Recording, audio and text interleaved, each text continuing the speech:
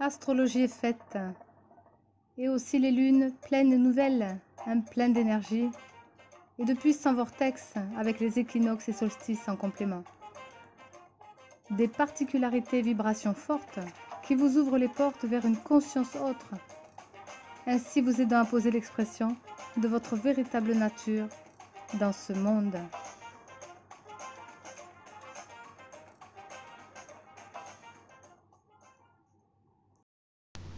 Bonjour à vous tous et bienvenue pour cette pleine lune du mercredi 30 décembre 2020, celle-ci à 4h03 exactement heure de Paris. Eh bien c'est une lune en cancer, donc elle incarne vraiment les projets dans la matrice, dans la matière, c'est le foyer. Donc cette lune est puissante puisqu'elle est chez elle aussi, elle est maître dans son domaine. Et puis on pourrait dire que s'il y a une dissonance entre les pensées et le ressenti dans ce que le mental peut avoir avec le cœur, on pourrait dire que c'est difficile de faire. Et puis si on met en avant des émotions trop puissantes, on peut se noyer. Si le mental est trop mis en avant, on peut se perdre. Mais heureusement cette lune en cancer nous permet d'avoir la stabilité, parce qu'elle incarne justement une eau sacrée, une eau concentrée, si on veut la saisir dans un plan spirituel. C'est une lune en cancer, amène justement le chemin de vie comme boucler la boucle, une individualisation, comme moi j'appellerais ça une réalisation de soi. Aucun projet ne peut se faire s'il n'est pas incarné dans la matière, donc elle stabilise cela justement et permet de mettre la forme, posée justement. Alors on pourrait dire que la nouvelle lune dernière était une éclipse totale du soleil. Eh bien, elle avait une immense impulsion de vie. Elle mettait justement en avant dans nos cellules, corps, matière, toutes ces possibilités. Eh bien, cette pleine lune nous permet justement dans son énergie de nous restituer cela. Cela a voyagé en nous, cela a voyagé autour de nous, cela se pose enfin sur nous. Sélénée, qui est la déesse de la lune, vient nous inspirer. Nos rêves aussi sont mis en avant, elle élève nos consciences. Bien sûr que cette lune nous amène les affaires familiales, le foyer, la maison, mais elle donne aussi un cadre, des repères, une famille. Comme on dit souvent, il est bon de rentrer chez soi.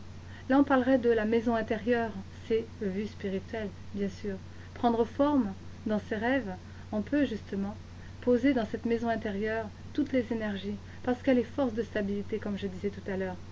Ensuite, eh bien, elle amène aussi les gardiennes du feu sacré, l'intuition, qui dépasse bien sûr le mental inférieur, qui est toujours étriqué.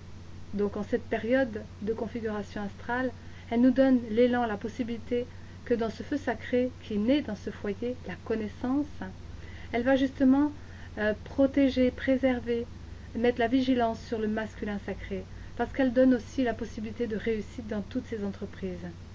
Elle est force d'âme lune, elle est force de créativité, très forte, très puissante, très positive pour chacun d'entre nous. Elle permet de réintégrer justement ce principe qui va réenchanter la planète, parce que le féminin et le masculin est en accord aussi, en trigone, fusionne donc Vénus, qui est le féminin sacré, dans le feu du Sagittaire, qui donne l'action vraiment d'une direction idéale en soi, et le Mars, qui est en feu, en bélier, qui est vraiment la pulsion d'action. Eh bien, ces deux ensembles qui sont masculin et féminin sont en accord, enfin en accord, pour pouvoir évoluer. Alors cette dame lune, eh bien elle dit simplement, voilà, l'énergie du soleil est amoureuse de l'énergie de la lune qui est l'eau. Le feu et l'eau se rencontrent. Donc il peut y avoir par contre vraiment cette dissonance, si on n'est pas en accord pour saisir cela au fond de nous, mais normalement nos cellules vont se retrouver dans cette réintégration de l'énergie vitale qui va être bien sûr l'ancienne nouvelle lune, pour pouvoir redynamiser cela en nous. Alors je dirais que si Vénus, aussi une particularité, est conjointe au nœud sud, le nœud sud c'est le karma bien sûr, eh bien on peut gérer les affaires courantes, mais elle est en dissonance avec les relations puisqu'il y a un grand carré avec Neptune. Dissonance dans nos relations passées, le karma bien sûr, tout ce qui a pu être oublié, mais tout ce qui a été difficilement vécu avec notre particularité, donc je veux dire de relationnel, nos ex à pas reconnecter, mais les mémoires vont ressortir, peut-être que ça va se réactiver en nous, peut-être par rapport à ces périodes vécues, donc attention. Et en même temps, c'est quelque chose qui va être de plus en plus actif pendant 2 semaines, cela va s'accélérer, cela va être brutal, et puis l'ambiance va être vraiment révolutionnaire, on peut l'assurer. Alors on va avoir du boulot à reconstruire pour 2021.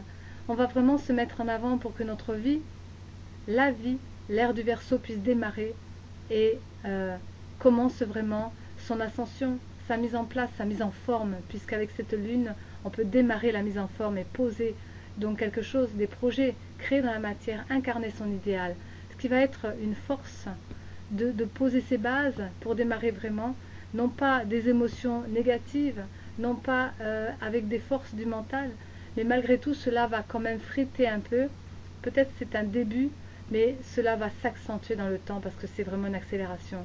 Alors on pourrait dire que il va y avoir une profondeur de guérison peut-être dans tout ça, il va y avoir des originalités dans les projets, on pourra poser des choses, on va peut-être pouvoir ouvrir notre base expansée justement, notre avenir et sur du long terme. On va pouvoir aussi bousculer peut-être le pouvoir établi et on va se permettre d'ouvrir aussi la voie du vivre ensemble par rapport à un avenir différent parce qu'on va pouvoir commencer à poser nos bases. Donc je dirais que cette lune qui vient nous éclaire autant de l'intérieur que de l'extérieur pour que nos vies, que ce soit intime, interne, que notre positionnement dans la vie physique extérieure puisse se conjoindre, puisse conjonction, comme on dit, puisse se mettre en conjonction efficace pour que cette fusion entre le masculin et le féminin puisse enfin se vivre, puisse enfin se réaliser et que notre force créative puisse enfin se poser pour que l'ère du Verseau démarre maintenant. Donc je dirais bienvenue à tous ceux qui veulent faire la réalisation de leur vie, s'individualiser, mais ensemble, puisque le faire ensemble va pouvoir se concentrer dans une spiritualité qui va avoir une matrice différente, une matière qui va prendre forme bientôt demain, puisque nos affaires de foyer et de maison internes vont pouvoir enfin se régler. Des repères, on en aura.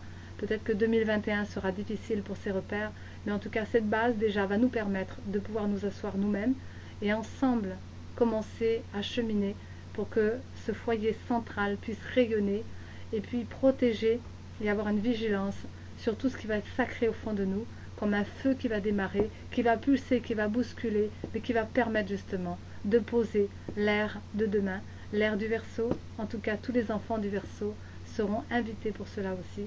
Donc chacun entre nous, en nous, poser cela. Je vous dis à bientôt.